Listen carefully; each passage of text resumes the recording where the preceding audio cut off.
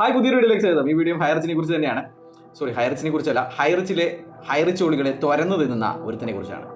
അപ്പോൾ ഇവൻ്റെ ചാനലിൻ്റെ പേര് കാലിക്കറ്റ് വിഷൻ എന്നാണ്. Calicut vision, voice of Calicut. വാ, സംഭവമൊക്കെ സൂപ്പറാണ്. പക്ഷേങ്കിൽ ഗതി പിടിച്ചില്ല എന്ന് വേണം പറയാൻ വേണ്ടിയിട്ട്. അപ്പോൾ 6 മാസം മുമ്പേ ആണ്, 2022 തുടങ്ങിയ ഒരു ചാനലാണ്. പക്ഷേങ്കിൽ വെറും 2 ലക്ഷത്തോളം ആൾക്കാർ മാത്രമേ ഈ ഒരു ചാനൽ കണ്ടിട്ടുള്ളൂ ഇതുവരെയായിട്ട്. അതുകൊണ്ട് തന്നെ വല്ല വരുമാനമൊന്നുമില്ല. ആദ്യമൊക്കെ ഇദ്ദേഹം വലിയ കോട്ടൊക്കെ ഇട്ട് നമ്മുടെ ഹൈറിച്ചോളികൾ ഇടുന്ന പോലെ ഭയങ്കര കോട്ടിലും ഭയങ്കര സംഭവമായിട്ട് കൊണ്ടുവരുന്നത്.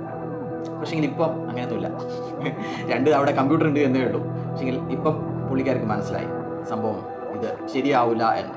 അപ്പോഴാണ് പണ്ടൊക്കെ ഇദ്ദേഹം സ്കാമുകൾക്കെതിരെയായി പറഞ്ഞുകൊണ്ടിരുന്നത്, ലോകത്ത് എവിടെ സ്കാം നടന്നിട്ടുണ്ടോ അതിൻ്റെയൊക്കെ വിശദീകരണം വ്യക്തമായിട്ട് നമ്മുടെ ചാനലുണ്ടാവും എന്നാണ് പറയുന്നത്. പക്ഷേങ്കിൽ ഇന്നിവനെ ഹൈറിച്ചോളികളെ വേണം. ഹൈറിച്ച് എന്ന കേരളം കണ്ട ഏറ്റവും വലിയ സ്കാമിനെ വേണം. അവരെ പറ്റിച്ച് വ്യൂസ് ഉണ്ടാക്കലാണ് ഇപ്പോഴത്തെ ഇവൻ്റെ പണി എന്ന് പറയുന്നത്. ഹൈറിച്ച് എന്ന് HIRICH എന്ന് എഴുതിയിട്ട് ഇവൻ ഉണ്ടാക്കിയിരിക്കുന്നത് 9 വീഡിയോകളാണ്. 9 വീഡിയോകൾ ഇവൻ്റെ പ്ലേലിസ്റ്റിൽ നമുക്ക് കാണാൻ സാധിക്കും. ഹൈറിച്ചിന് ആശ്വാസം, ഹൈറിച്ച് കേസിൽ വിധി എന്ത്, ഹൈറിച്ച് തിരിച്ചു വരുന്നു, അന്വേഷണം വഴിമുട്ടി, ഹൈറിച്ചിലുള്ളവർക്ക് ദിനം പ്രതി വിശ്വാസം കൂടി വരുന്നു, ഹൈറിച്ചിനെതിരെ തെളിവുകളില്ല, ഏത് അന്വേഷണവും നേരിടാൻ തയ്യാർ. അതിനെടുക്കുന്ന 6 വയസ്സുകാരിയുടെ ചുട്ടുവന്ന കേസ്, തട്ടിക്കൊണ്ട കേസ്. അപ്പോൾ ഇന്നിട്ട ഇവൻ്റെ ഒരു വീഡിയോ എന്ന് പറയുന്നത് അതാണ്. ഇന്ന് ഹൈറിച്ചോളികൾ ആഘോഷമായി നടക്കുന്നത്. നിയമ നടപടികൾ മാർച്ച് 5 തീരും, നിർണായകം എന്നൊക്കെയാണ്. പക്ഷേങ്കിൽ ഇവൻ പറയുന്നത് ഇത് തീർന്നു കഴിഞ്ഞാലും അത് അങ്ങനെയാണ് ഇങ്ങനെയാണ്. എടോ, നീ ഒക്കെ മനസ്സിലാക്കിയിട്ടുണ്ടോ ആരാണ് ഫ്രീസ് ചെയ്തതെന്ന്? ആദ്യം ഫ്രീസ് ചെയ്തത് ആരാണെന്ന് എനിക്ക് മനസ്സിലായിട്ടുണ്ടോ? ജില്ലാ കളക്ടറാണ് ഫ്രീസ് ചെയ്തത്. അത് ഏതാണ് കേസിലാണെന്നറിയോ?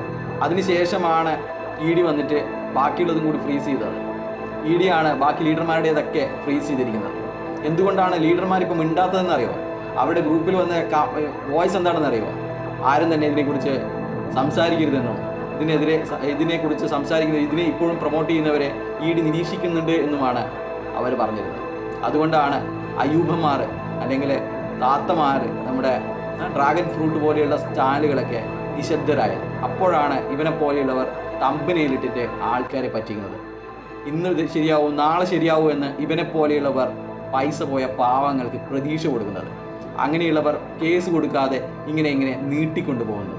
കേസ് കൊടുത്താൽ മാത്രമേ ഇതിൽ നിന്ന് എന്തെങ്കിലും പൈസ കിട്ടൂ എന്നുള്ള കാര്യം മറച്ചുകൊണ്ടാണ് ഇവനെ പോലെയുള്ളവർ വീഡിയോ ചെയ്യുന്നത്. MTFE നഖശിഖാന്തം എതിർത്ത് അതിൻ്റെ ഓരോ തട്ടിപ്പുകളും വീഡിയോ ആക്കി ഉണ്ടായിരുന്ന ഇവൻ അതിൻ്റെ കൂടെ പറഞ്ഞതാണ്, ലോകത്ത് എവിടെ സ്കാം നടന്നിട്ടുണ്ടെങ്കിലും അതിൻ്റെ വിശദീകരണം ഈ ചാനൽ ഉണ്ടാവുമെന്ന്. എന്നിട്ട് കേരളം കണ്ട ഏറ്റവും വലിയ തട്ടിപ്പാണ്, മണി ചെയിനാണ് ഹൈറിച്ച് എന്ന് ED പറഞ്ഞിട്ടും, കേരള പോലീസ് പറഞ്ഞിട്ടും, കേരളം കണ്ട ഏറ്റവും വലിയ GST വെട്ടിപ്പാണെന്ന് GST വകുപ്പ് പറഞ്ഞിട്ടും ഈ പുന്നാര മോൻ അതിനെ ന്യായീകരിച്ചുകൊണ്ടേയിരിക്കുകയാണ്. ഇതിനെ പോലെയുള്ള ഒരാളോട് ഒരു കാര്യമേ ചോദിക്കാനുള്ളൂ. ജോലിയില്ലാന്ന് വിചാരിച്ച് ആരും അമ്മയെ കൂട്ടിക്കൊടുക്കാൻ നിൽക്കില്ല.